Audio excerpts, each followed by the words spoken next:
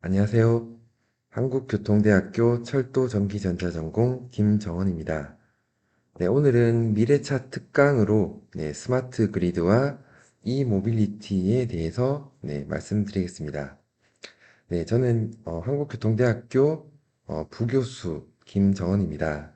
학위는 그 학부를 경북대학교에서 마치고 카이스트에서 석사 박사를 마치고 삼성전기에 취업했다가 솔로엠으로 이직을 한 다음에 어, 경상국립대학교에서 잠시 재직을 했다가 현재 한국교통대학교에 재직 중에 있습니다.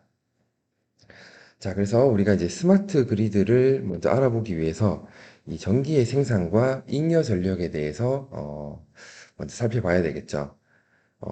모든 것이 수요와 공급에 따라서 그 가치가 정해지는 것과 마찬가지로 전기 같은 경우에도 마찬가지라고 이제 봐야 되겠죠.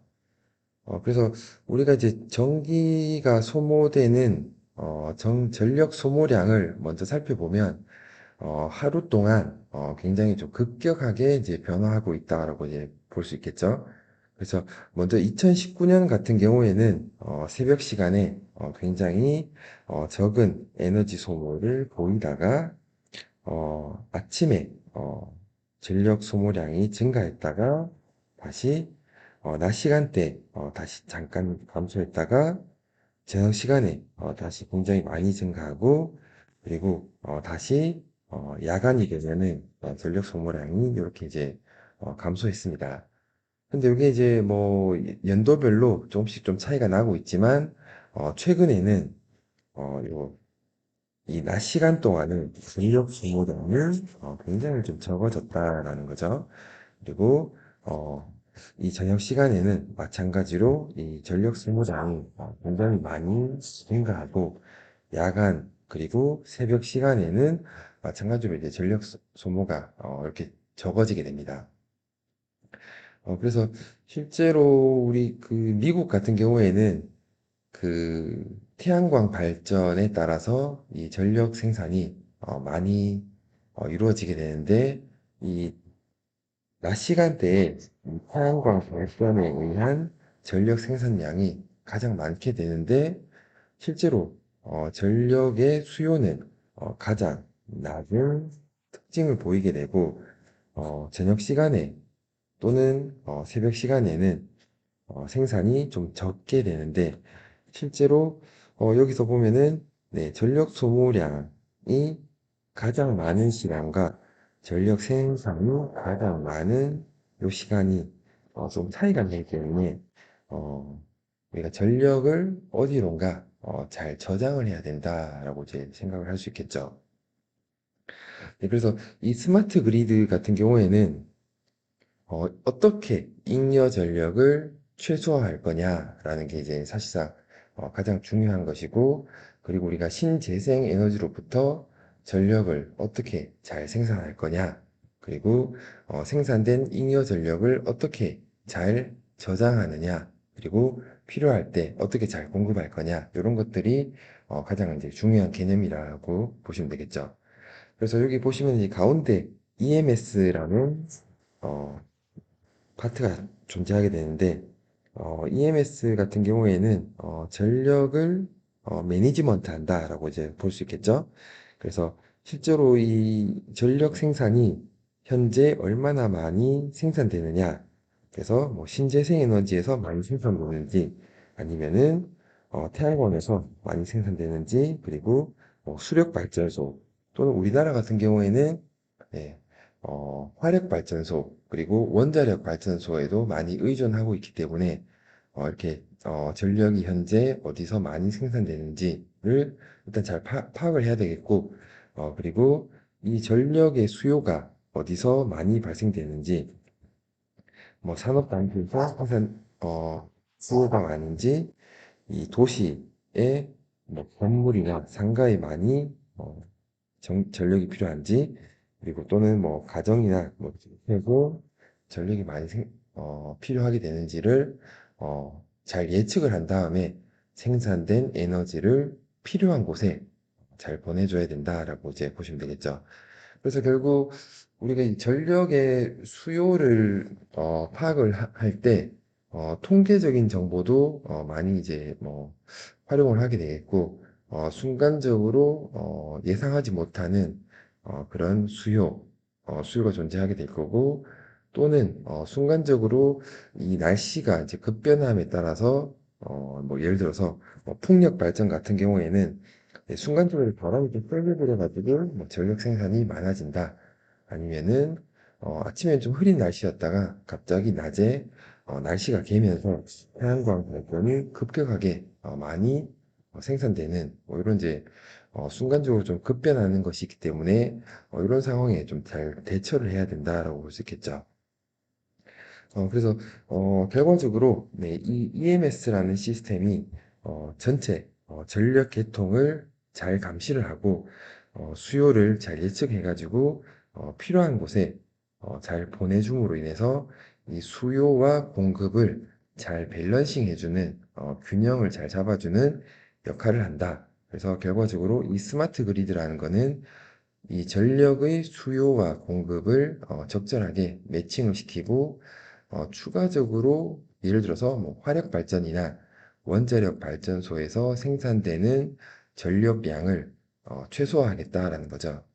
결과적으로 이 화력 발전소라든지 원자력 발전소 같은 경우에는 이 잠재적으로 인간에게 안 좋은 뭐 예를 들어서 뭐 배출가스라든지 아니면은 핵 필기물을 발생시키는 안 좋은 영향을 많이 끼치기 때문에 여기서 생산되는 전력량을 최소화하고 어, 조금 더 친환경적인 뭐 수력 발전소 아니면은 매우 친환경적이라고 우리가 생각할 수 있는 풍력이나 태양광 발전에서 생산되는 전력을 최대한 활용하는 것이 목적이다라고 이제 보시면 되겠죠.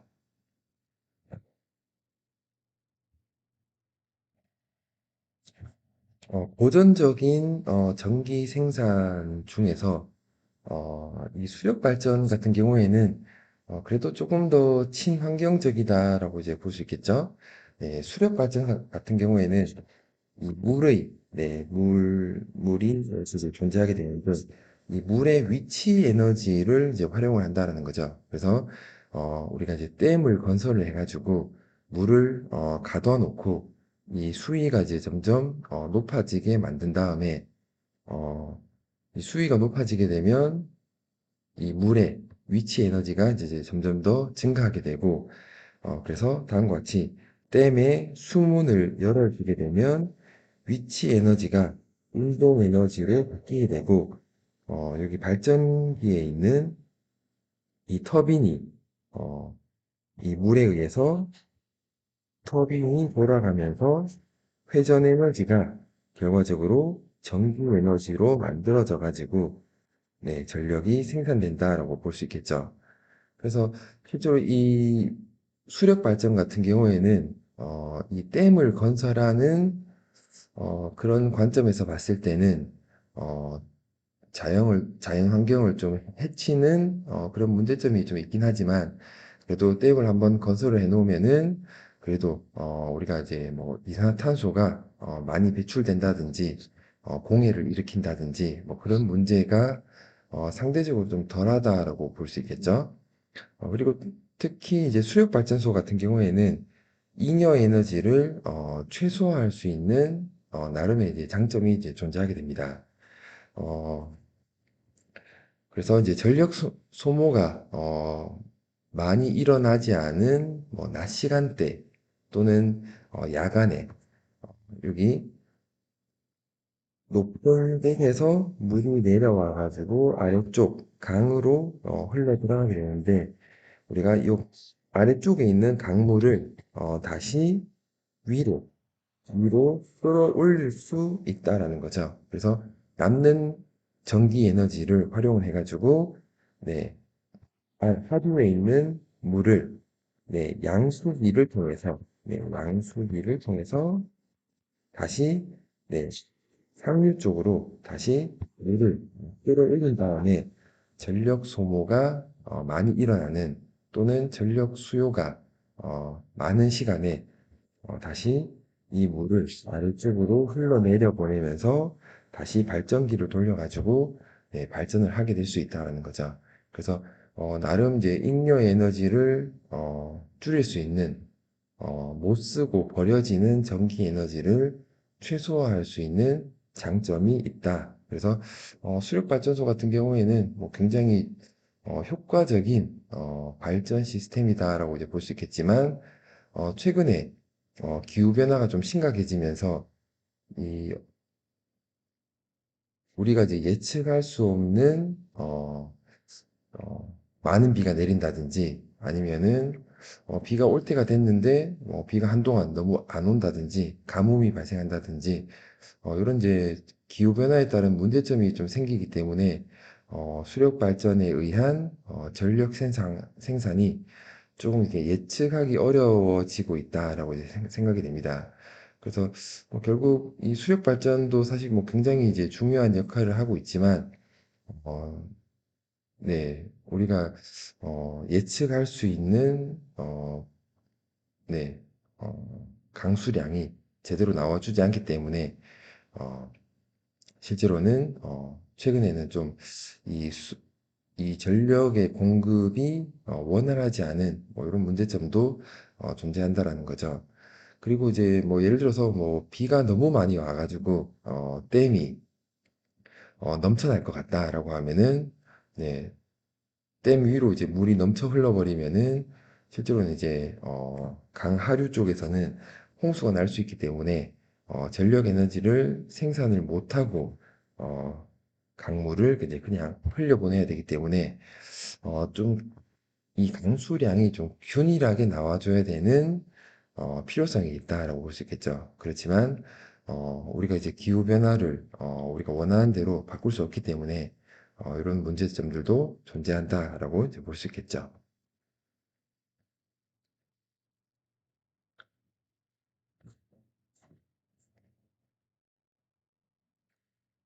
자, 미국 같은 경우에는 태양열 발전에 태양광 발전에 굉장히 많이 의존을 하고 있고 유럽 같은 경우에는 풍력 발전에 다소 좀 많이 의존하는 것 같습니다. 미국 같은 경우에는 사실 미국을 가보면은 구름 한 점 없는 맑은 날씨가 굉장히 많이 이제 지속되고 있습니다. 특히 네바다주, 라스베가스 사막 지역이라든지 뭐 캘리포니아주 근처에는 이 진짜 구름이 없고 정말 깨끗한 파란 하늘을 이제 볼 수 있는 경우가 이제 굉장히 많은데 그런 자연 환경이 태양광 발전에 정말 최적인 환경이 된다라고 볼 수 있겠죠. 그리고 이제 유럽 지역 같은 경우에도 이 해안가 쪽에 아니면은 바다, 바다 쪽에서 이 바람이 정말 이렇게 균일하게 계절과 상관없이 균일하게 불어주기 때문에 풍력 발전을 하기에 최적의 환경이 된다라고 볼 수 있겠죠. 그렇지만 우리나라 같은 경우에는 사실상 이제 뭐 흐린 날도 굉장히 많고 구름도 많고 비 오는 날도 많고 그러다 보니까 실제로 이 태양광 발전이 효과적이지는 않다라고 볼 수 있겠죠. 그리고 마찬가지로 이 바람이 사실상 뭐 균일하게 많이 부는 지역이 사실상 없고 계절에 따라서도 많이 바뀌고 날씨에 따라서도 많이 바뀌기 때문에 실제로 이 풍력 발전에 의존하는 것도 사실상 굉장히 좀 어려운 단점이 있다라는 거죠. 그래서 실제로 우리가 이제 전력을 많이 생산을 해야 되는 상황이다라고 볼 수 있겠고 그러면은 우리가 이 수요를 잘 예측을 해가지고 태양광 발전, 풍력 발전보다는 오히려 화력 발전소나 원자력 발전소에 다소 좀 의존해야 된다라고 볼 수 있겠죠.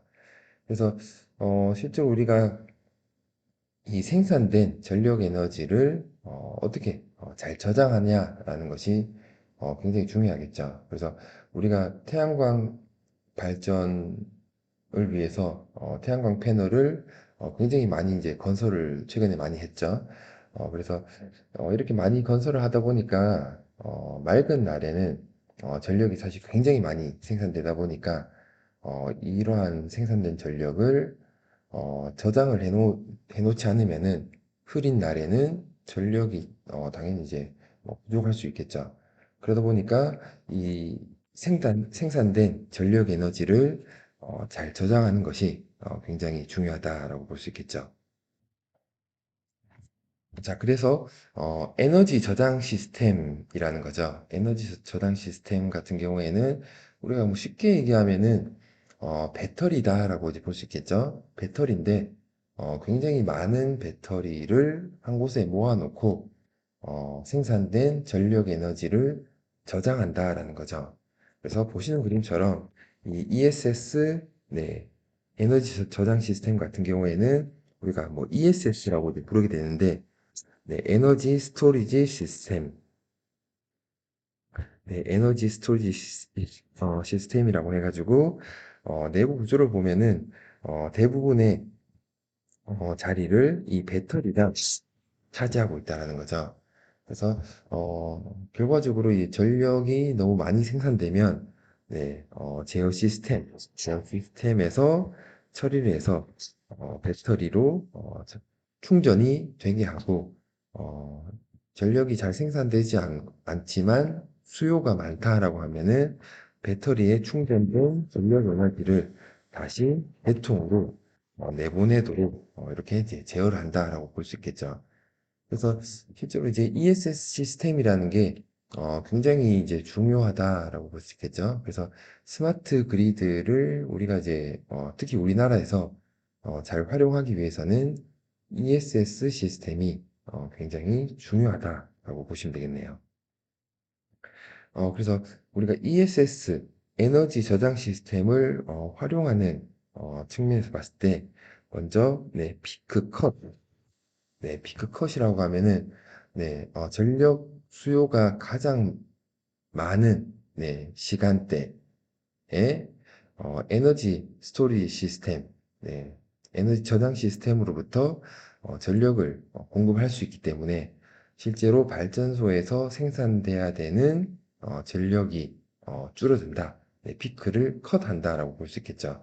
아니면은 뭐 피크를 쉽트한다. 그래서 일시적으로 배터리에 저장했다가 필요할 때 꺼내 쓴다라고 볼 수 있겠죠. 그리고 뭐 에너지라고 이제 표현할 수도 있겠죠. 그리고 전력 계통을 조금 더 안정화할 수 있다라는 거죠. 그래서 실제로 우리가 이제 여름 같은 경우에 우리가 너무 덥기 때문에 에어컨을 많이 틀게 되겠죠. 에어컨을 많이 틀다 보면은 네, 뉴스에도 이제 뭐, 그런 내용이 나오게 되는데 블랙아웃이 될 수 있다. 대규모 정전이 발생할 수 있다. 뭐 이런 이제 뉴스가 나오게 되는데 그런 대규모 정전에 대처하기 위해서 네, 이러한 굉장히 큰 용량의 에너지 저장 시스템이 활용될 수 있다라고 이제 보시면 되겠죠. 그래서 실제로 이 에너지 저장 시스템 같은 경우에는 우리가 굉장히 어, 효과적으로 이제 사용할 수 있지만 실제로는 이 배터리라는 것이 사실상 뭐 되게 비싸다라고 볼 수 있겠고 실제로 수요가 너무 많다 보니까 배터리도 점차 가격이 좀 올라가다 보니까 실제로 ESS 시스템을 우리가 너무 많이 어, 뭐 생산을 한다든지 설치를 한다든지 이런 부분들도 사실은 좀 부담이 되기 때문에 우리가 저 스마트 그리드를 어떻게 잘 똑똑하게 만들어 가지고 네, 잉여 에너지를 줄이면서도 네, 에너지 저장 시스템을 너무 많이 이제 건설하지 않도록 네, 잘 예측을 하고 제어를 할 필요가 있다라고 볼 수 있겠죠.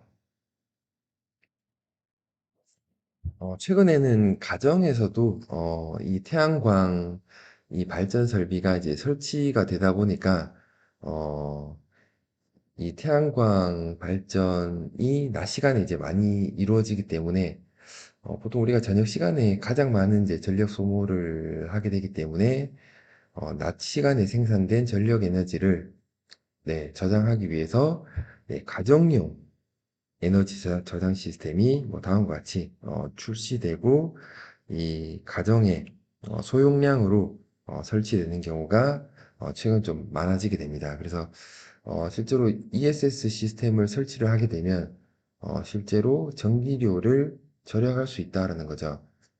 그래서 당연히 이제 전기 에너지 같은 경우에도 시간대에 따라서도 이 가격이 좀 바뀐다라고 볼 수 있겠죠. 그래서 심야 전력 같은 경우에는 사실상 가격이 가장 우리가 낮다라고 이제 볼 수 있겠고, 낮 시간대 또는 저녁 시간대에는 이 전기 에너지 가격이 좀 비싸기 때문에, 그러니까 가정에다가 ESS 시스템을 설치를 하게 되면은 전기료를 절약할 수 있다라고 볼 수 있겠죠. 가정용 에너지 저장 시스템과 다르게 산업용 또는 전력 계통의 안정화를 위해서 설치되는 에너지 저장 시스템 같은 경우에는 다음과 같이 뭐 굉장히 좀 크게 건설이 된다고 볼 수 있겠죠. 그래서 다음과 같은 ESS 시스템 내에 배터리가 굉장히 많이 들어가 있다라고 이제 볼 수 있겠죠. 그리고 미국 같은 경우에는 뭐 다음과 같이 네, 에너지 저장 시스템이 굉장히 넓은 지역에 굉장히 집중적으로 좀 설치가 된다라고 볼 수 있겠죠. 그래서 우리가 이제 전력의 소모에 따라서 네, 전력의 공급과 수요의 변동이 얼마나 크냐에 따라서 에너지 저장 시스템의 크기가 결정된다. 그래서 그만큼 이 배터리가 좀 많이 필요하게 된다라고 이제 볼 수 있겠죠. 자, 그렇지만 우리가 이 대용량의 ESS 시스템을 설치를 하려고 하면은 너무 많은 배터리가 이제 필요를 하게 되고 이 설치하는 회사 입장에서도 아니면은 뭐 국가 입장에서도 이 배터리를 너무 많이 사와 가지고 잘 활용해야 되는데 실제로 이 ESS 같은 경우에는 실제로 너무 많이 건설을 해놨다가 실제로 좀 쓸모 없어지는 경우가 있을 수 있기 때문에 좀 많은 이제 부담을 가지게 된다라고 볼 수 있겠죠. 그래서 실제로 우리가 생활하면서 가장 많이 볼 수 있는 가장 큰 배터리를 어, 가지고 있는 시스템을 생각을 해보면은 다음과 같이 전기 자동차다라고 볼 수 있겠죠. 네, 전기 자동차 같은 경우에는 어, 우리가 이제 네, 볼 수 있는 전기기기 또는 전자기기 중에서도 가장 많은 배터리를 탑재하고 있다.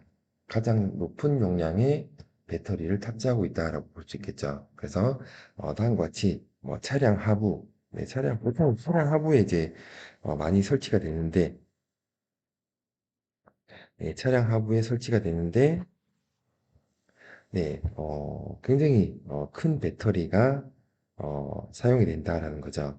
그래서 실제로 우리가 이러한 차량에 탑재되는 또는 전기 자동차에 탑재되는 배터리를 전력의 어, 충전 그리고 필요할 때 꺼내 쓸 수 있는 에너지 저장 장치와 동일하게 활용하고 싶다라는 것이 스마트 그리드의 또 다른 목적이다라고 볼 수 있겠죠.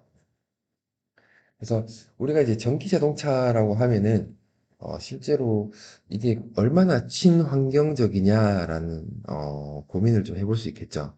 왜냐하면 어차피 전기 자동차 같은 경우에는 어, 네, 전기를 충전을 해야 되고 그 전기를 생산하기 위해서 어, 완전히 친환경적인 신재생 에너지를 활용을 해가지고 생산을 할 수 없다라는 거죠. 그래서 결국 화력 발전이나 원자력 발전에도 좀 다소 의존을 해야 될 수 있기 때문에 완전히 친환경적이지는 않다라고 볼 수 있겠죠. 그래서 결국 이 운송수단으로 봤을 때는 전기 자동차가 완전히 친환경적이지는 않지만 굉장히 큰 배터리를 가지고 있기 때문에 이 향후 이 스마트 그리드를 어, 완성을 하는 굉장히 중요한 역할을 한다라고 볼 수 있겠죠. 사실상 뭐 아직까지 전기 자동차가 많이 보급이 되지 않은 상황이기 때문에 실제로 이 스마트 그리드에 기여하고 있는 단계는 아니지만 앞으로 한 5년 또는 10년 내에 이 전기 자동차의 보급률이 굉장히 이제 높아진다라고 우리가 기대를 할 수 있는데 그때가 되면은 확실히 이 수많은 전기 자동차에 이 배터리가 에너지 저장 장치의 역할을 할 수 있다라고 이제 생각을 할 수 있겠죠. 네, 결국 스마트 그리드라는 이제 개념 안에서 전기 자동차는 에너지를 저장하고 또는 공급할 수 있다라는 거죠. 그래서 V2X라는 이제 개념이 존재하게 되는데, 네, V2X에서 V2X라는 개념은 에너지를 저장 또는 공급할 수 있는 장치로서의 전기 자동차다라는 거죠. 그래서 앞에 있는 V는 전기 자동차를 의미를 하게 되고, to는 어디로 보낸다라고 볼 수 있겠고, X는 우리가 미지수라고 이제 생각할 수 있겠죠. 그래서 대표적으로 V2L, 네, 전기 자동차에서 로드, 이하로 보낸다라는 거죠. 그래서 뭐 여기 보시면은 이제 그림에서 여기 저항으로 이제 표시가 돼 있는데 V2L 같은 경우에는 현대자동차에서 굉장히 강조하고 있는 기능이다라고 이제 보시면 되겠죠. 그래서 여러분들이 이제 아이오닉 5가 처음 이제 광고에 나왔을 때 어, 네, 이 아이오닉 5에서 뭐 다양한 전자기기를 활용할 수 있다. 뭐 커피포트로 물을 끓일 수도 있고, 뭐 TV를 볼 수도 있고, 캠핑 가서 다양하게 활용할 수 있다. 뭐 이렇게 이제 광고가 나왔던 걸로 제가 기억하는데, 자동차의 배터리에서 다양한 전자기기를 구동을 할 수 있다라고 볼 수 있겠죠. 그래서 다양한 전자기기나 전기기기를 우리가 로드, 무한하고도 표현을 해가지고 V2L이라고 이제 표현을 하게 되겠죠. 그리고 이제 뭐 다음으로 뭐 V2H, 그래서 H는 홈, 네, 집이라고 보면 되겠죠. 그래서 실제로 우리가 이제 뭐 야간에 이 전기를 이제 전기 자동차를 당연히 이제 퇴근하고 네, 주차장에다가 이제 주차를 해놓고 당연히 충전하게 되겠죠. 충전을 하고 어, 네, 아침에 뭐 출근을 했다가 다시 퇴근한 다음에 저녁 시간대에 이 자동차에 충전된 전기 에너지를 활용을 해가지고 네, 밥을 짓는다든지 아니면은 뭐 네, 가정에서 뭐 TV를 보고 뭐 다양한 전자기기에 전력을 공급할 수 있다라고 볼 수 있겠죠. 그리고 야간에는 뭐 다시 충전할 수 있다. 그래서 네, Vehicle to Home, 뭐 전기 자동차의 전력 에너지를 네, 가정에 필요한 전력 에너지로 활용할 수 있다라고 볼 수 있겠죠. 그리고 이제 다음으로는 뭐 V2B, 네, 그래서 B 같은 경우에는 vehicle to business 또는 vehicle to building 뭐 이런 이제 의미로 이제 쓰이게 되는데 우리가 이제 뭐 야간에 전기자동차를 충전을 해가지고 회사에 차를 몰고 가서 주차를 해놓고 어, 네, 전기 자동차를 충전하는 충전기를 꽂아 놓으면은 전기 자동차가 충전되는 것이 아니라 전기 자동차에서 전력 에너지가 이 충전기를 통해서 네, 빌딩이나 공장에 전력 에너지, 전력 에너지를 공급할 수 있다라는 게 이제 V2B가 되겠죠. 그리고 최종적으로 네, V2G, G라는 거는 그리드, 전력 계통이 되겠죠. 네, 전력망. 그래서 이 전기 자동차에 충전된 전력 에너지를 활용을 해가지고 네, 다양한 전력 계통으로 다 보낼 수 있다라는 게 V2G가 되겠죠. 그래서 이러한 것들을 다 통합을 해가지고 뭐 최근에는 V2X라고 이제 표현을 하게 되겠고 요거와 또 별도로, 네, V2V라고 해가지고, 네, 전기 자동차에서 다른 전기 자동차로 충전할 수 있다라고 해가지고, 네, V2V도 존재한다. 그래서 다음과 같이 V2X의 별명이 이 스마트 그리드에서 굉장히 중요한 역할을 하게 된다라고 이제 보시면 되겠네요. 현재까지 전기 자동차의 보급률이 그렇게 이제 높진 않죠. 그래도 최근에 뭐 우리나라에서 뭐 아이오닉 5, 뭐 EV6 그리고 아이오닉 6, 뭐 앞으로 네, 기아 자동차에서 뭐 EV9이 나오게 되겠고 뭐 벤츠나 뭐 BMW에서도 네, 전기 자동차가 많이 이제 출시가 되고 있죠. 그래서 우리가 전기 자동차의 시장 전망을 살펴보면 네, 현재 2023년 네, 요쯤에 와 있게 되겠죠. 네, 요쯤에 와 있게 되는데 네, 실제로 2040년까지 10배 정도는 충분히 더 증가할 수 있다라고 볼 수 있겠죠. 물론 뭐 세상의 모든 자동차가 전기 자동차가 된다라고 뭐 생각하지는 않는데 그래도 한 50% 이상은 이 전기 자동차가 보급이 된다라는 거죠. 실제로 요거는 이제 각 연도별로 판매되는 자동차의 양이 되기 때문에 실제로 이 누적으로 보면은 굉장히 많은 자동차가 전기 자동차로 이제 대체가 된다라고 볼 수 있겠죠. 그래서 이 전기 자동차는 뭐 앞으로도 훨씬 더 많이 개발이 돼야 되고 조금 더 안정화가 돼야 되고 연비도 높아져야 되고 조금 더 먼 거리를 주행할 수 있어야 된다라고 볼 수 있겠죠.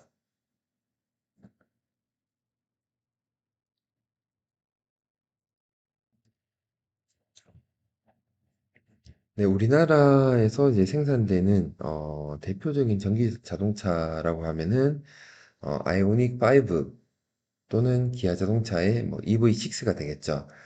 물론 아이오닉 5 전에도 아이오닉이라는 전기 자동차 또는 코나 EV, 니로 EV 뭐 이런 이제 자동차들이 존재했었지만 현대 자동차에서 네, 진짜 순수하게 전기 자동차를 위한 플랫폼을 만들어서 생산한 자동차가 네, 아이오닉 5가 되겠죠.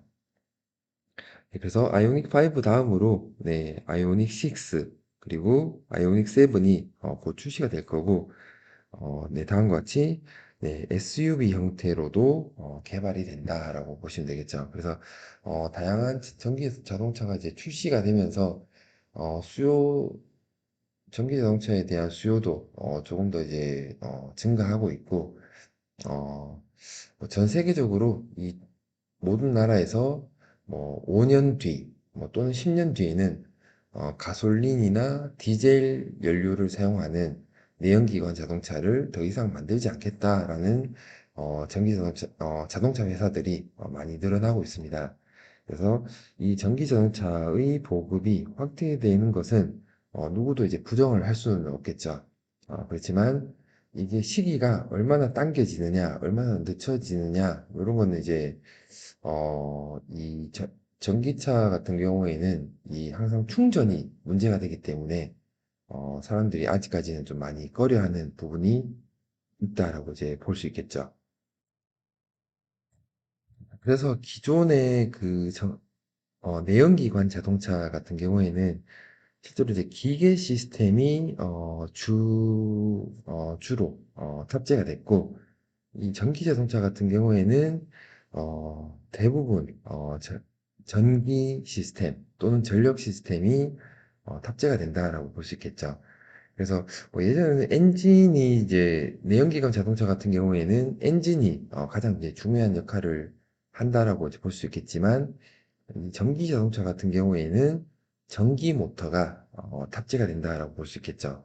그래서 다음과 같이 바퀴를 직접적으로 구동할 수 있도록 어, 네, 이 일렉트릭 트랙션 모터, 네, 모터가 존재하게 되고 이 모터를 구동하기 위한 전력이 다음과 같이 차량 하부에 있는 요 배터리로부터 이제 공급이 된다라고 볼 수 있겠죠. 그래서 어, 먼저 이제 여기 보시면은 차지 포트라고 해가지고 결국 우리가 이제 이 자동차의 배터리를 에너지원으로 활용하기 위해서는 다음과 같이 충전해가지고 배터리를 이제 충전해 놔야 되겠죠. 그 다음에 충전된 전력 에너지를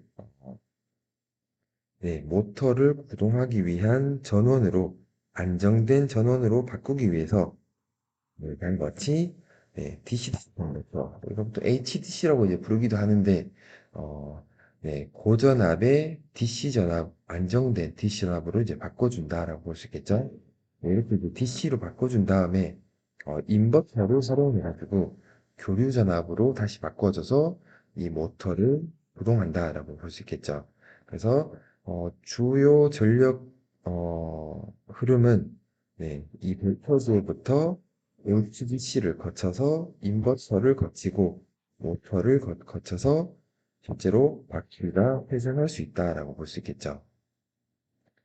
그리고 이제 추가적으로 이 차지 포트를 통해서 이 배터리가 바로 충전되는 것이 아니라 차량 내부에 온보드 차저라는 다음과 같이 온보드 차저라고 해가지고 차량 내부에 탑재되는 충전기 또는 뭐 충전 컨버터를 통해서 이 배터리가 충전된다라고 보시면 되겠네요. 네, 그리고 이제 뭐 트랜스미션이라고 나와 있는데 일반적으로 전기 자동차 같은 경우에는 트랜스미션이 탑재가 되지 않는 경우가 이제 대부분이다라고 볼 수 있겠죠. 이 내연기관 자동차 같은 경우에는 이 엔진의 회전이라든지 토크가 실제로 이제 굉장히 회전수에 따라서 토크가 잘 나오지 않게 되는 경우가 많기 때문에 우리가 이제 기어를 이제 적극적으로 활용해 가지고 이 속도에 따라서 이 토크를 잘 배분을 할 수 있는데 이 전기 모터 같은 경우에는 이 회전수에 상관없이 굉장히 큰 토크를 낼 수 있는 장점이 있기 때문에 실제로 이 변속기 또는 트랜스미션을 사용하지 않는 경우가 좀 많이 있습니다.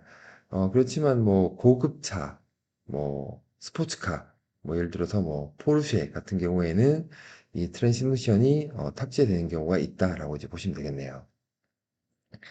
그리고 이제 마지막으로 보조 배터리. 그래서 이 보조 배터리 같은 경우에는 지금 내연기관에 있는 이 배터리와 뭐 굉장히 좀 비슷한 역할을 이제 수행한다라고 이제 봐야 되겠죠.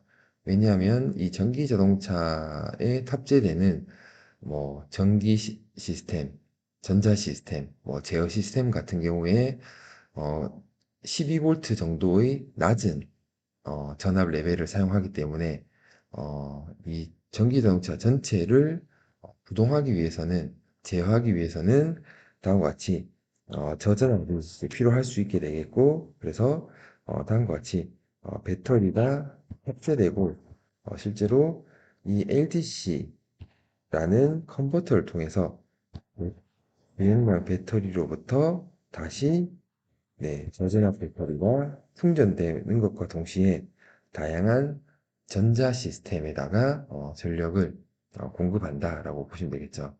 그래서 뭐 전체적으로는 뭐 다음과 같이 전기 자동차의 구조가 일반적으로 구성이 된다라고 보시면 되겠습니다.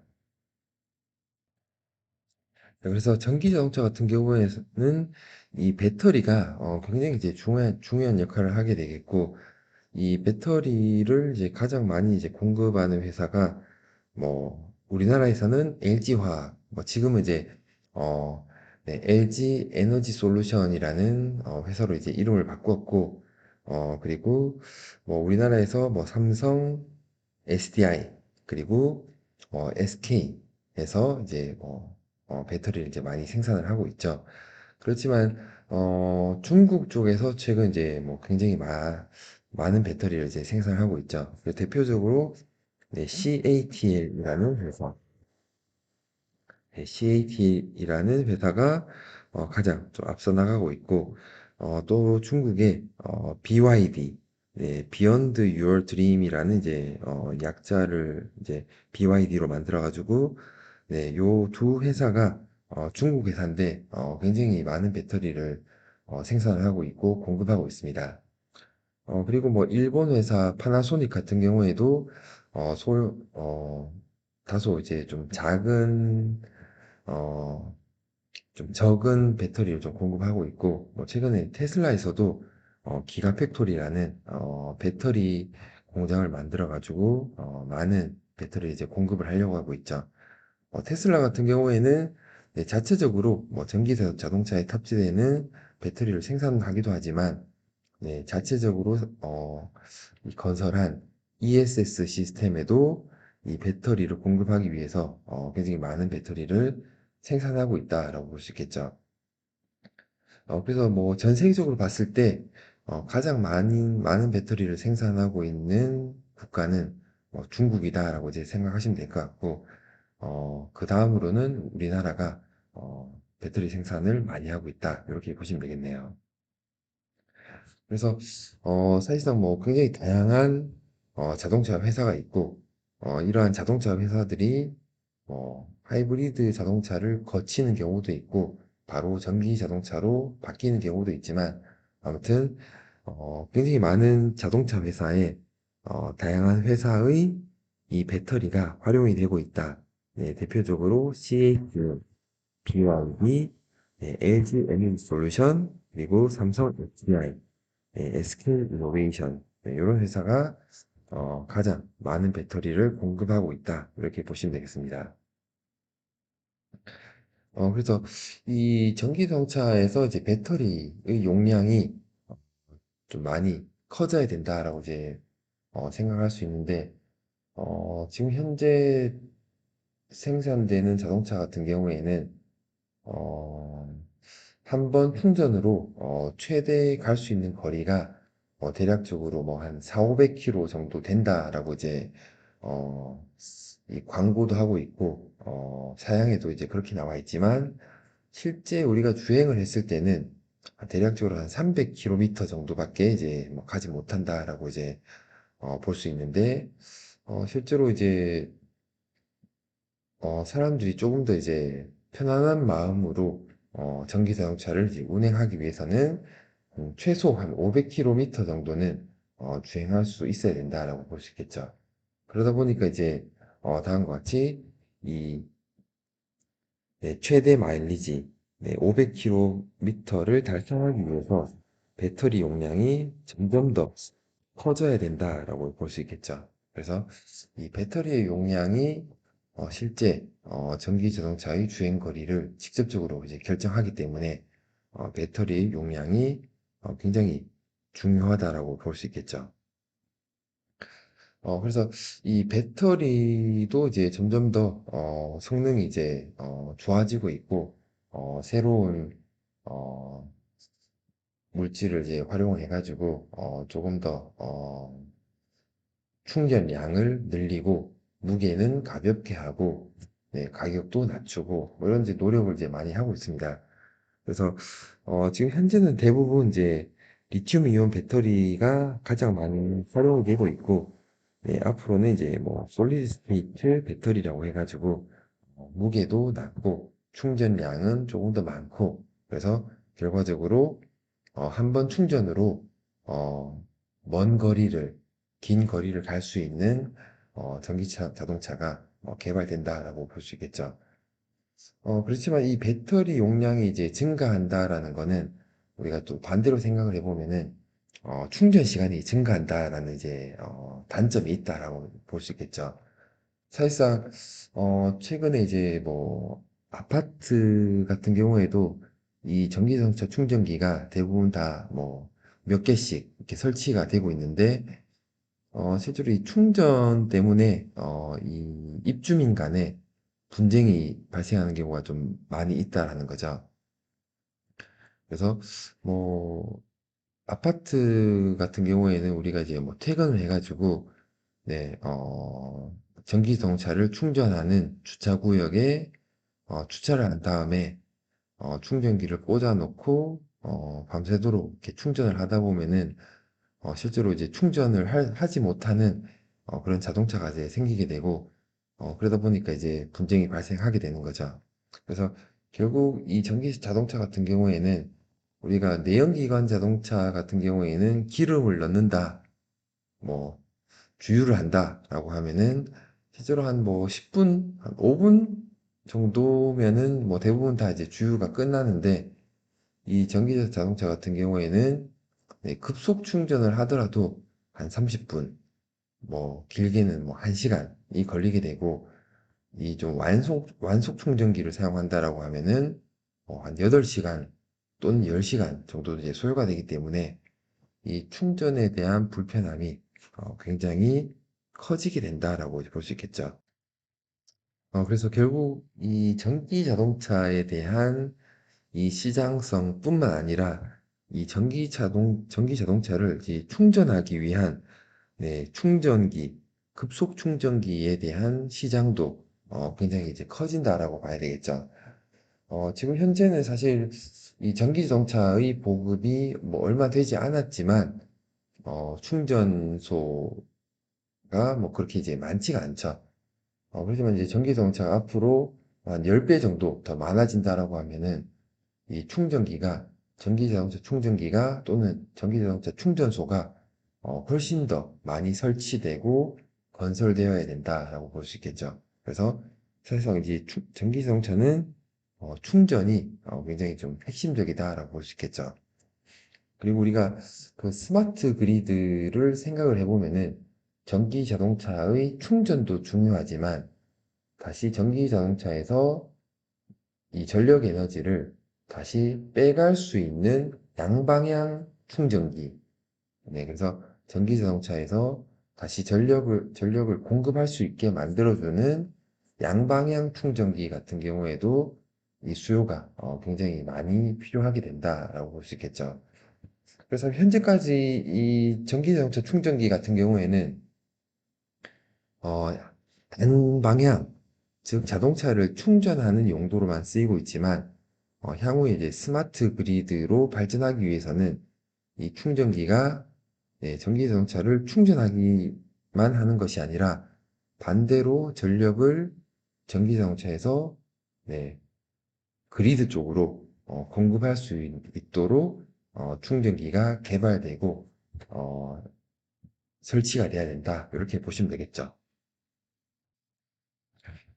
네, 그래서 이제 전기 자동차의 충전 시간을 좀 단축시키기 위해서 전기 자동차의 배터리가 조금 더 이제 전압이 좀 높아진다라고 이제 볼 수 있겠습니다. 그래서 네, 전기 자동차의 배터리가 고전압화 된다라고 이제 보시면 될 것 같고, 네, 실제로 이 배터리의 전력 손실을 살펴보면 우리가 이제 ohm의 법칙으로부터 전력 손실을 I 제곱 R로 이제 표현할 수 있는데 이 배터리 자체의 저항 성분이 존재하게 되고 배터리 내부에 배터리가 이제 수많은 이 배터리 셀을 직렬 병렬로 이제 연결해 가지고 이 고전압 그리고 대용량의 배터리 팩이 만들어지게 되는데 그 배터리 셀들을 이렇게 서로 연결해주는 인터커넥션 하는 와이어가 좀 존재하게 됩니다. 그래서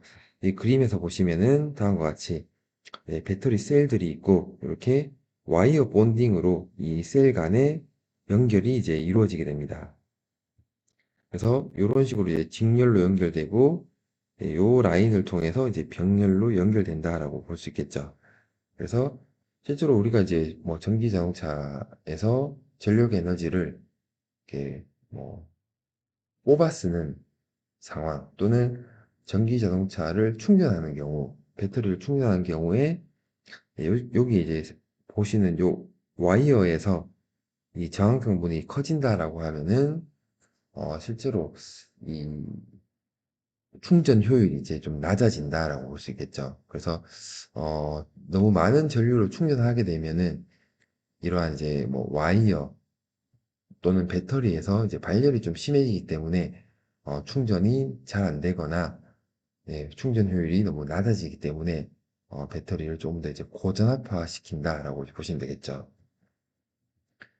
그리고 이제 배터리가 이제 고전압화가 되면은 네, 전기 자동차의 충전 케이블이나 또는 차량 내부의 와이어, 네, 이 배터리에서 전력을 공급하기 위해서 이 도선이 이제 연결돼야 되겠죠. 예, 근데 이 전압이 낮은 경우에는 같은 전력 용량을 견디기 위해서 배터리 전압이 낮으면은 더 많은 전류가 흘려야 되겠죠. 그렇지만 배터리 전압이 높아지게 되면은 같은 전력을 공급하기 위한 전류가 줄어들기 때문에 우리가 조금 더 얇은 와이어를 쓸 수 있다라는 거죠. 그래서 결과적으로는 이 와이어의 두께가 좀 더 가늘어진다라고 볼 수 있겠죠. 그래서 결과적으로 이 전기 자동차가 좀 더 가벼워지고 그래서 조금 더 연비, 네, 뭐 전기자동차 같은 경우에 이제 전비라고 이제 표현하게 되겠죠. 그래서 같은 에너지로도 더 먼 거리를 갈 수도 있고, 그리고 이제 와이어가 이제 비싼 이제 구리를 쓰게 되는데, 구리가 이제 사실 상당히 좀 비싼 광물이 되겠죠. 네, 그래서 뭐 가격도 이제 낮출 수 있다라고 볼 수 있겠죠. 그래서 포르쉐 타이칸 이제 그림 보시는 이제 그 포르쉐 타이칸 같은 경우에는 대략 한 900V 정도 배터리를 사용하고 있고 아이오닉 같은 경우에는 대략 한 800V 정도의 배터리 전압을 갖는다 이렇게 보시면 되겠네요. 그래서 기존에 개발된 전기 자동차 같은 경우에는 대부분 한 400에서 한 500V 사이의 배터리를 좀 많이 썼는데 최근에 개발되는 전기 자동차들은 대부분 한 800에서 한 1000V 정도 사이의 배터리를 사용한다라고 보시면 되겠습니다.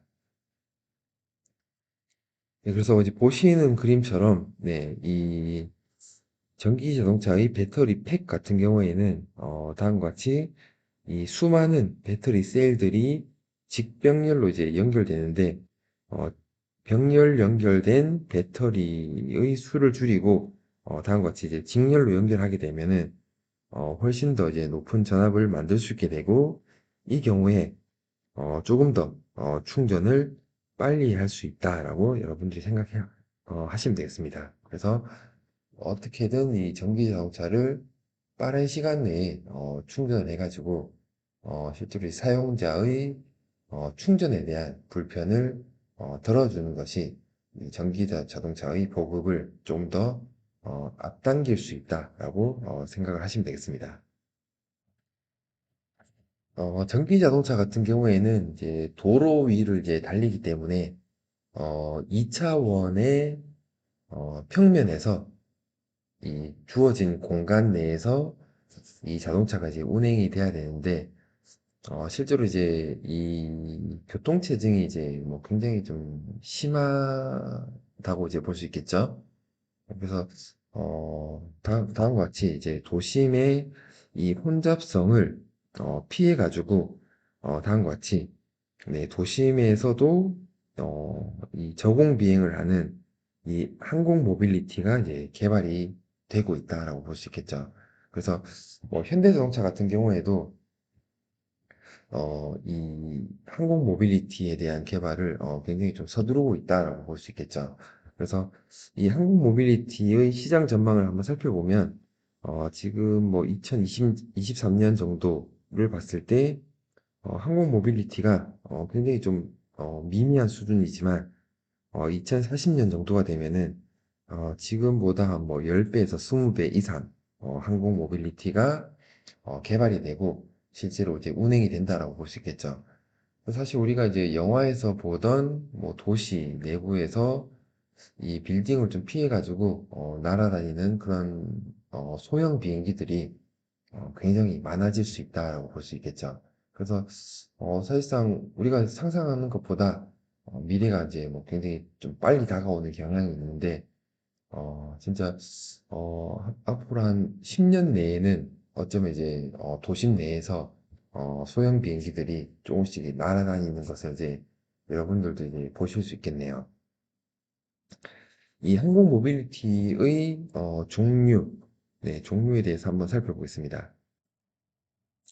항공 모빌리티의 종류로서 뭐 드론, PAV, UAM, RAM 뭐 이런 식으로 이제 좀 분류를 하고 있는데 실제로 이제 드론 같은 경우에는 사실상 뭐 모빌리티로 이제 분류를 하기에는 좀 애매한 부분이 있겠죠. 이제 사람이 탑승을 하지 않기 때문에 그렇지만 뭐 이 우리가 이제 생활하는데 이 택배라는 것도 사실 뭐 최근에 뭐 굉장히 좀 중요하기 때문에 네, 이 드론 같은 경우에도 뭐 항공 모빌리티로 좀 분류를 할 수 있다라고 생각이 됩니다. 그리고 이제 실제로 이제 사람이 탑승하는 PAV, UAM, RAM 이런 것들이 이제 존재하게 되는데 PAV 같은 경우에는 어, 승객이 뭐 한 명 또는 뭐 많으면 두 명 정도 되는 이 에어 모빌리티, 항공 모빌리티를 이제 PAV라고 이제 하게 되고 이제 UAM 같은 경우에는 PAV보다는 좀 더 크고 승객이 뭐 한 4명에서 한 8명에서 한 10명 정도까지 탑승을 할 수 있는데 실제로 이제 도심 내에서 택시를 대체하는 용도다. 그렇기 때문에 승객이 한 뭐 4명에서 한 8명 사이가 주류를 이루게 된다라고 이제 보시면 되겠네요. 그리고 RAM 같은 경우에는 네, Regional Air Mobility라는 용어를 써가지고 실제로 이제 도시와 도시 간을 이동한다라고 이제 보시면 되겠네요. 그래서 뭐 예를 들어서 뭐 서울에서 제주도를 간다, 아니면은 뭐 서울에서 부산을 간다, 뭐 이런 경우에는 RAM이 활용이 될 수 있다라고 볼 수 있겠죠. 그래서 이 항공 모빌리티의 종류로는 뭐 UAM, PAV, RAM 이런 것들이 존재한다라고 볼 수 있겠죠. 항공 모빌리티 같은 경우에는 이 자동차와는 다르게 중력을 거스르면서 이 운행이 돼야 된다는 거죠. 즉, 자동차 같은 경우에는 도로 위에서 바퀴를 움직여 가지고 이 도로와 바퀴의 마찰력에 의해서 뭐 운행이 된다라고 볼 수 있겠죠. 그렇지만 이 항공 모빌리티 같은 경우에는 이 중력이 굉장히 좀 센데 이 중력을 거스르면서 이제 이륙을 해야 되고 그 이륙한 상태에서 다시 추가적인 동력으로 이동을 해야 된다라는 거죠. 사실상 이륙을 할 때 가장 많은 에너지가 이제 소모가 되고 그러다 보니까 실제로 이 항공 모빌리티 같은 경우에는 무게가 사실상 굉장히 중요하다라는 거죠. 그래서 이 항공 모빌리티 같은 경우에는 경량화가 가장 중요한 이슈가 될 것 같고 그래서 네, 기체 구조 그래서 자동차 같은 경우에는 예전에는 철판 네, 강판을 이제 많이 썼지만 최근에는 뭐 알루미늄을 사용해 가지고 조금 더 가볍게 만들어 가지고 연비도 높이고 뭐 다양한 시도를 하고 있는데 항공 모빌리티 같은 경우에는 알루미늄은 뭐 당연히 뭐 사용을 어, 강판 대신에 알루미늄을 사용해야 되는 건 당연한 거고 어떻게든 알루미늄을 줄이고 조금 더 가벼운 카본 소재 뭐 이런 것들을 이제 사용해 가지고 강도는 높이면서 무게를 낮추는 시도가 굉장히 많이 이루어지고 있다라고 볼 수 있겠죠. 그래서 기체 구조뿐만 아니라 어, 이 항공 모빌리티 같은 경우에는 이 무게가 중요하기 때문에 배터리가 탑재가 되기 좀 어렵다라는 거죠. 그래서 배, 어, 배터리만으로 운행을 하기에는 뭐 굉장히 어렵기 때문에 수소 연료를 이제 사용하는 경우가 이제 많아진다라고 생각하시면 될 것 같고 그래서 수소 탱크 그리고 또는 이제 전기 모터 프로펠러를 돌리는 전기 모터 같은 경우에도 금속을 사용하지 않고 조금 더 강도가 높은 이 플라스틱 모터를 개발하려는 노력이 굉장히 많이 이루어지고 있다라고 볼 수 있겠죠.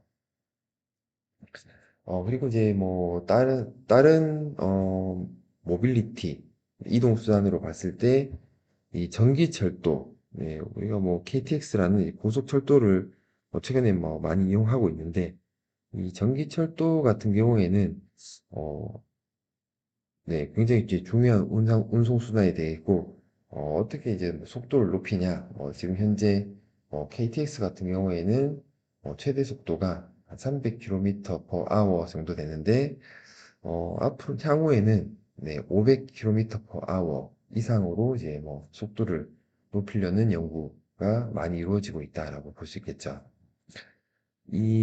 그렇지만 이 전기철도 같은 경우에는 이쪽, 위쪽에, 설치되어 있는 전선으로부터 전력을 이제 공급받기 때문에 실제로 이 배터리가 탑재되지 않기 때문에 이 스마트 그리드에서 뭐 중요한 역할을 하기에는 굉장히 어렵다라고 볼 수 있겠죠. 그래서 뭐 항공 모빌리티 같은 경우에도 배터리가 너무 이제 무거워지기 때문에 수소 연료를 이제 사용하게 되고 그러다 보니까 이 스마트 그리드와는 좀 거리가 있다라고 볼 수 있겠죠.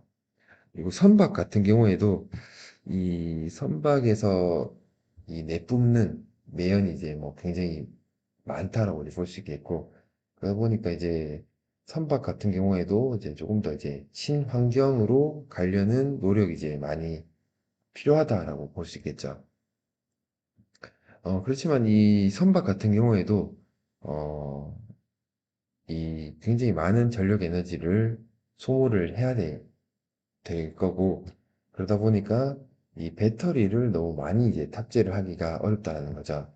단지 선박 같은 경우에는 무게가 무거워지는 것뿐만 아니라, 배터리가 너무 많이 탑재가 되다 보면은 이 충전할 수가 없다는 거죠. 네, 충전에 너무 많은 시간이 이제 소요가 되기 때문에 단순히 이제, 배터리를 탑재해서는, 이 그 무게나 충전 시간을 감당을 할 수 없기 때문에, 선박 같은 경우에도 수소 연료를 사용한, 친환경 선박들이 앞으로 이제 많이 개발이 된다라고 보시면 되겠죠.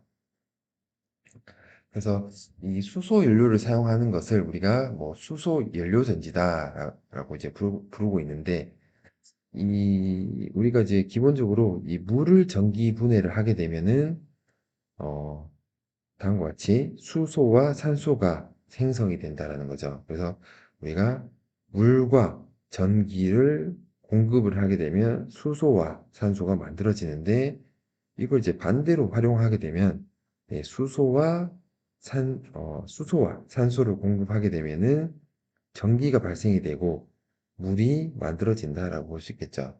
그래서 이 수소 연료전지를 활용하게 되면은 이 배출가스 없이 네, 산소와 수소를 공급하게 되면 배출되는 거는 네, 깨끗한 물이 배출이 된다라는 거죠. 그래서 어찌 보면 이제 가장 친환경적인 에너지원으로 뭐 각광을 받고 있는 것이 수소 연료전지다.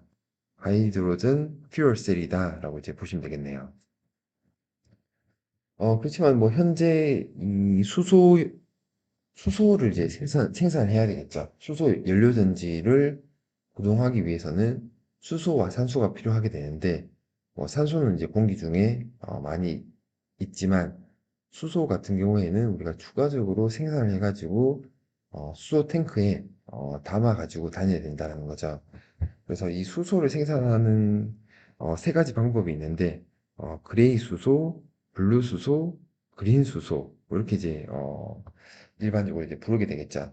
그래서 우리가 화석 연료를 활용을 해가지고 어, 이 이산화탄소를 배출하면서 만드는 수소를 그레이 수소다라고 하는 거죠. 그래서 이렇게 만드는 경우에는 별로 이제 친환경적이지 않다.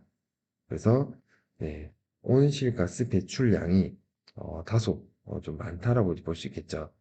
그렇지만 이제 블루수소 같은 경우에는 화석 연료를 사용하긴 하지만 이 탄소 포집 또는 저장 기술, 보통 이제 천연가스에서 우리가 이제 천연가스를 처리를 하면서 천연가스를 태우는 것이 아니라 어, 이, 이 천연가스에 붙어 있는 네, 수소들을 따로 이제 채집을 하는 방법을 활용하는 것을 우리가 이제 뭐 분류수소라고 이제 하게 됩니다. 그래서 예, 이 경우에는 소량의 이산화탄소가 배출되지만 그래도 친환경적이다라고 볼 수 있겠죠.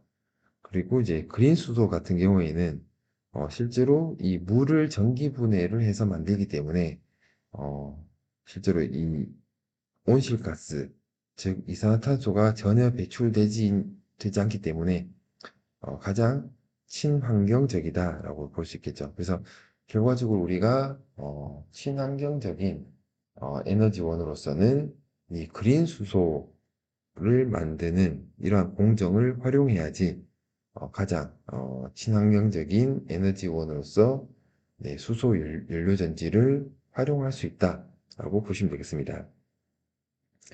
그래서 이 수소를 충전하는 거는 우리가 이제 뭐 기름을 넣는 것과 주유를 하는 것과 비슷하다라고 볼 수 있겠죠. 그래서 지금 현재 내연기관 자동차 같은 경우에도 LPG 가스를 충전해가지고 운행하는 것과 비슷하게 수소 연료전지 같은 경우에도 충전이 굉장히 빠르게 이루어질 수 있다. 그래서 이 전기 자동차의 충전에 대한 부담을 덜 수 있다라는 장점이 있겠죠.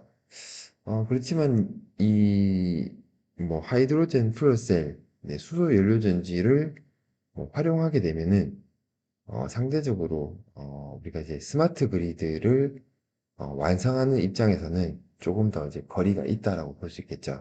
그렇지만 또 반대로 생각을 하게 되면은 이 자동차에서 수소 연료전지로 생산되는 전력 에너지를 다시 전력계통에 공급을 할 수 있기 때문에 그래도 네, 스마트 그리드를 조금 더 이제 활용할 수 있는 장점이 있다라고 볼 수 있겠죠. 그래서 수소 연료전지의 적용 분야를 우리가 살펴보면 현재는 이 넥소라는 현대자동차의 수소 연료전지 자동차가 최근에 이제 좀 많이 볼 수 있는 정도로 이제 보급이 된 것 같습니다. 그렇지만 실제로 이 승용 자동차 같은 경우에는 수소 연료전지를 활용하는 것보다 전기 자동차를 네, 배터리를 활용하는 전기 자동차가 훨씬 더 효율적이고 충전도 그래도 어느 정도 가능하기 때문에 승용 자동차로는 네, 그렇게 적합하지는 않다라고 생각이 되고 다음과 같이 상용 자동차, 네, 대용량의 화물을 운송하는 상용 자동차 같은 경우에는 훨씬 더 이제 전기 자동차로 개발돼야 된다라고 하면은 훨씬 더 많은 배터리가 탑재돼야 되기 때문에 이 충전이 또 마찬가지로 너무 오래 걸린다라는 거죠. 그렇기 때문에 수소 연료전지를 활용하는 상용 자동차가 개발되고 있고 그래서 어, 네, 곧 이제 출시가 된다라고 볼 수 있겠죠. 그리고 향후에 선박이라든지 이 항공 모빌리티, 항공기 같은 경우에도 이 수소 연료전지가 굉장히 적극적으로 활용이 된다라고 보시면 되겠습니다. 네, 그래서 이 수소 연료전지 자동차의 전망을 살펴보면 실제로 이 승용 자동차로는 그렇게 많은 보급이 이루어지지 않겠지만 예, 상용 자동차, 네, 트럭 같은 대형 자동차 같은 경우에는 이 시장이 점점 더 커질 것이다 라고 이제 보시면 되겠습니다.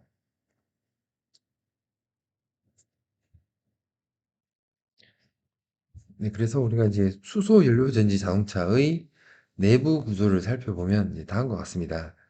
실제로 내부 구조를 이제 전기 자동차랑 비교하면은 상당히 이제 유사하다라고 볼 수 있겠죠. 그렇지만 이제 가장 큰 차이가 차량 하부에 탑재되는 배터리가 대부분 이제 없어진다라고 볼 수 있겠고, 다음과 같이 작은 수소 탱크가 탑재된다라고 볼 수 있겠네요. 그리고 수소 연료전지 같은 경우에는 이 전력을 공급하는 그 반응성이 좀 떨어지기 때문에 추가적으로 이렇게 소용량의 배터리가 이제 탑재되면서 네, 결과적으로 이 수소 연료전지와 이 배터리가 상호 보완적으로 동작하면서 전력 에너지를 공급하게 된다라고 보시면 되겠네요. 그래서 다음과 같이 수소 연료전지와 배터리가 보완적으로 전력 에너지를 공급하게 되고, 요걸 이제 우리가 FDC라고 이제 표현하게 되겠죠. 그래서 퓨얼셀을 활용하는 DC 컨버터다라고 해가지고, 네, 다음과 같이 FDC라고 부르게 되겠고, 어, 네, 트랙션 인버터의 구동을 담당하게 되겠고, 그래서 결과적으로 모터를 구동한다라고 보시면 되겠습니다. 그래서 네, 전력 흐름의 경로를 살펴보면, 네, 이 수소 탱크에서 네, 수소 연료 전지를 구동하게 되고, 전력이 생산되면 네, FDC, DC-DC 컨버터를 통해서 다음과 같이 네, 네, 인버터를 구동하게 되고, 이 인버터가 결과적으로 모터를 회전해서 바퀴가 회전한다라고 보시면 되겠습니다. 그리고 이제 마찬가지로 이제 이 자동차의 제어를 위해서 네, 저전압의 배터리가 필요하게 되겠고, 마찬가지로 네, LDC라는 로우 볼테지 DC 컨버터가 네, 이 배터리를 뭐 충전한다라고 보시면 되겠습니다. 그래서 뭐 수소 같은 경우에는 네, 여기 뭐 퓨얼 필러라고 이제 뭐 네, 충전 단자를 통해서 예, 수소 탱크가 충전된다라고 보시면 되겠습니다. 그래서 뭐 전체적으로 보면은 이 구동에 관련된 구동 시스템, 전력 시스템은 전기 자동차와 뭐 굉장히 유사하게 되겠고, 단지 에너지원이 배터리냐 아니면은 수소 연료전지냐 뭐 이런 차이가 있다라고 보시면 되겠습니다. 그래서 뭐 이번 이제 미래차 특강에서 이제 스마트 그리드라는 걸 이제 살펴봤고, 실제로 이 전기 자동차라는 것이 단순한 운송 수단이 아니라 이 전력망을 훨씬 더 좀 스마트하고 안정적으로 만들기 위해서 굉장히 중요한 에너지원으로 또는 네, 에너지 저장 시스템으로 활용될 수 있다라는 것이 굉장히 이제 중요하다라고 볼 수 있겠죠. 그리고 마찬가지로 이제 운송 수단 측면에서 봤을 때 이 배터리만 활용이 되는 것이 아니라 친환경적인 에너지원으로서 수소 연료 전지가 활용이 될 수 있다. 뭐 이런 것들을 여러분들이 잘 기억을 해주시면은 굉장히 도움이 되지 않을까 생각이 됩니다. 그래서 어, 네, 이번 특강은 다음과 같이 네, 마무리하고 네, 잘 들어주셔가지고 감사합니다. 네, 이상으로 마치겠습니다.